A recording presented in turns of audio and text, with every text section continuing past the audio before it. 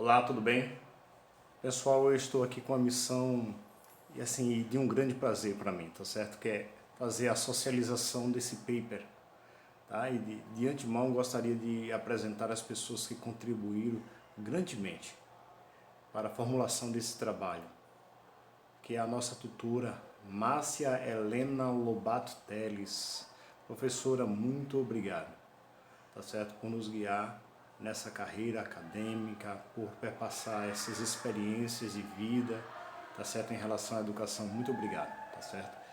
E também um agradecimento às acadêmicas, né? Às minhas colegas de trabalho, a Graziela e a Luana. E principalmente a você, Graziela, que liderou esse trabalho, tá certo? Tomou a frente. Muito obrigado também. Meninas, vocês são 10, tá certo? Muito obrigado. Gente, a gente tem uma missão e também uma visão. A nossa missão é ser a melhor solução de educação para a construção da sua própria história, ou seja, não só da minha, mas das outras pessoas. E essa solução de melhor educação, eu acredito piamente, tá certo? Porque eu acredito na educação.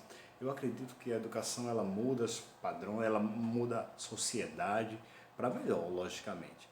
E também temos a nossa visão, que é ser líder nas regiões onde atua, referência de ensino para melhoria da vida dos nossos alunos com rentabilidade e reconhecimento de todos os públicos.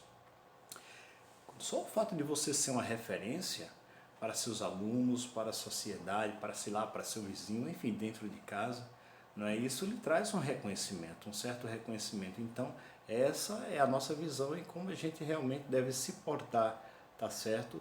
Diante dessa sociedade para obter esse conhecimento.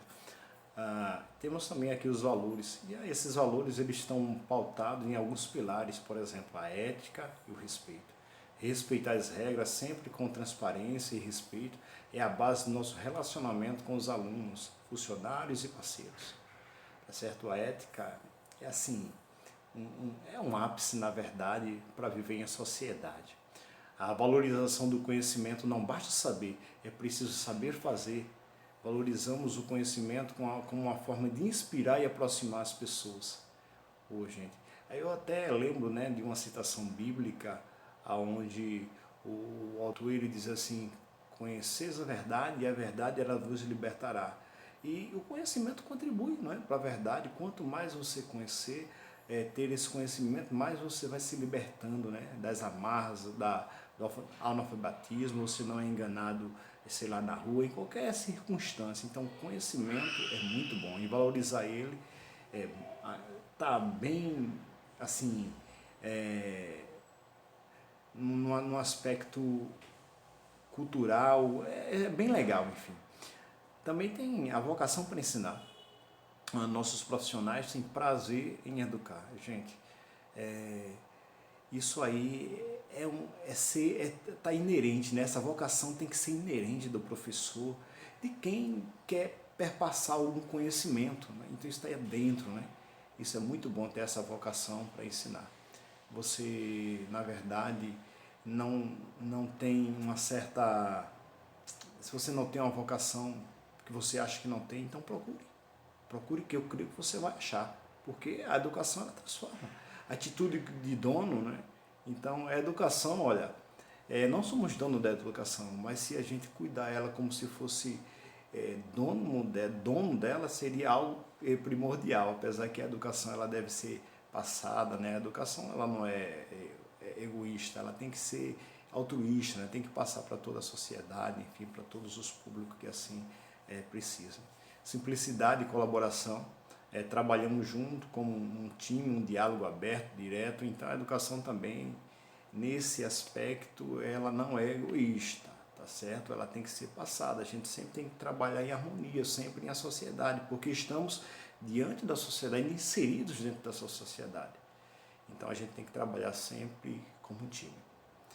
Foco e resultado e meritocracia, a nossa equipe cresce por mérito através da superação de metas e dedicação de cada um. Então, justamente isso aí é um pilar, né, dos valores, crescer e ter responsabilidade. O título geral do nosso paper é a formação de territórios culturais e políticos. E o subtítulo Espaço Geográfico da Favela, esse espaço geográfico na favela é um pouco onde a gente vai comentar um pouco sobre ele. O espaço geográfico é aquele que foi modificado pelo homem ao longo do tempo, espaço transformado pela organização técnica, social, política e econômica.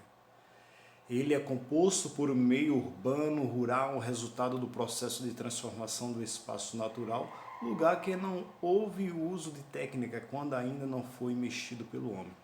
O texto abordará a eminente questão política e outros agentes sociais, culturais e de território. Na busca, procuramos encontrar a genese para sua construção prática, com base de poder, Estado e sobre o conceito de território. As palavras-chave desse trabalho é construção, política, território e cultura. Gente, a favelização revela-se a partir da urbanização acelerada das cidades e da intensificação das desigualdades socioespaciais nos grandes centros urbanos. As favelas não necessariamente se circunscrevem aos morros. Na verdade, qualquer área de habitação irregular sem infraestrutura básica é conceituada pelo processo de surgimento das favelas, e uma expressão das desigualdades sociais, ocasionado pelo enchimento das cidades, quando não são suficientes para absorver toda a população ou quando a disponibilidade de renda e dinheiro não se efetua para todos os seus habitantes. Seria bom urbanizar com estrutura elétrica, saneamento, asfalto, esgoto, além de realizar ações sociais, inserções da população nas escolas, mais creches e também emprego.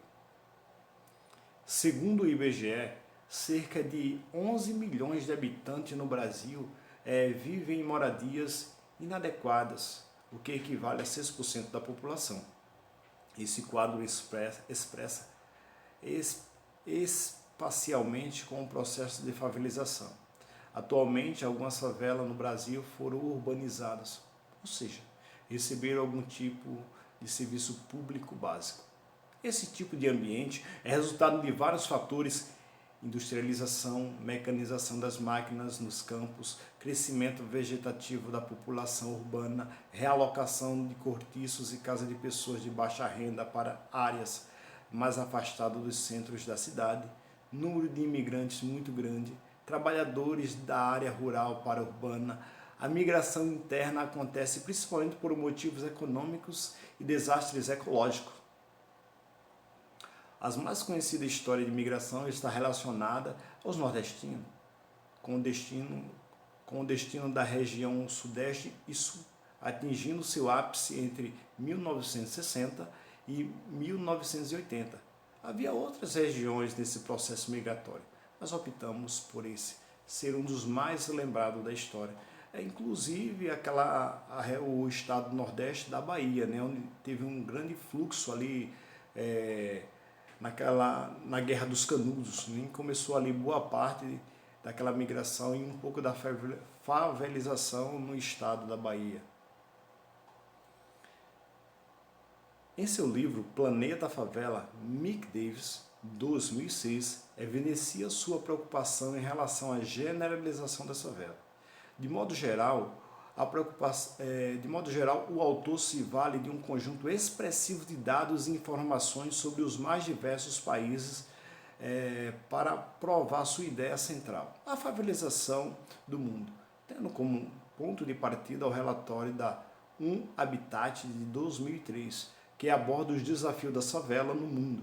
Davis procura mostrar que, a despeito das diversas formas e expressões que podem ter, a favela constitui o principal polo de concentração da pobreza, sobretudo nos países que passam por um processo de urbanização mais acelerado.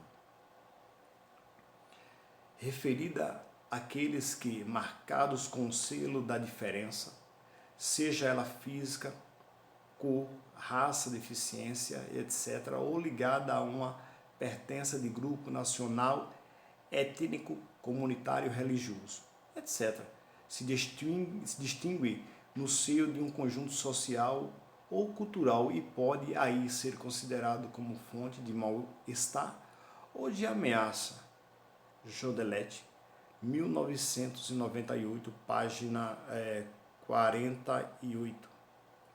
Segundo o IBGE 2010, a favela é constituída por um conjunto de domicílios com no mínimo 50 em uma casa, ou cortiços, que de maneira desordenada e densa ocupa terrenos particulares ou públicos e que não possuem acesso a serviços essenciais, tendo ausência de apoio do Estado.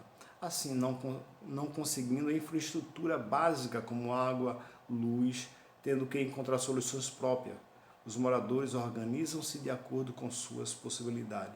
Ainda segundo o IBGE 2010, esse conjunto de no mínimo 51 casas, que é esse aglomerado que significa a favela, segundo o IBGE, ele difere um pouco o conceito de algumas cidades.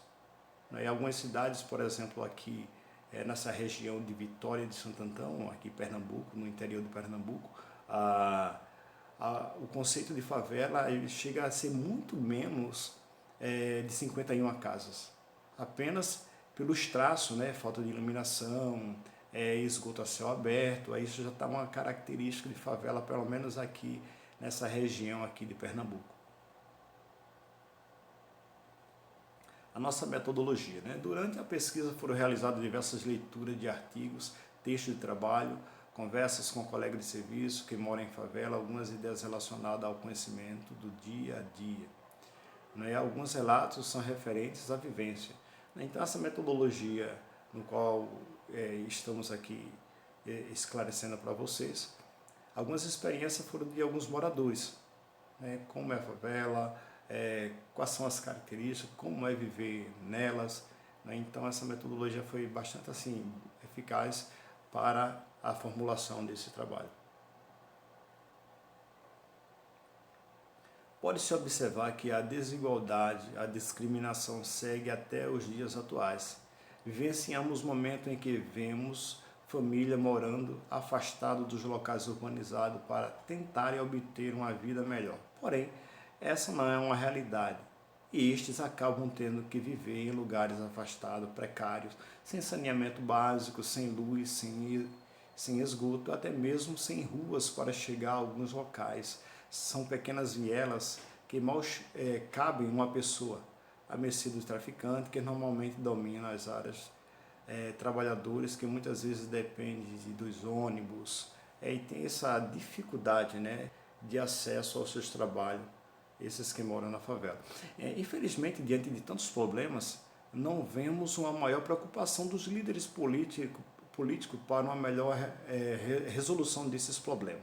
A sociedade de olhos vendados para essa realidade cruel, onde as pessoas vivem todos os dias no limite, por morar em áreas impróprias, que do dia para a noite pode desaparecer em uma tempestade, deslizamento de terra, enchente ou até mesmo em incêndios, causado pela fiação elétrica imprópria, que sejamos capazes de nos posicionarmos para melhora de pessoas que também merecem ser tratadas dignamente e com respeito.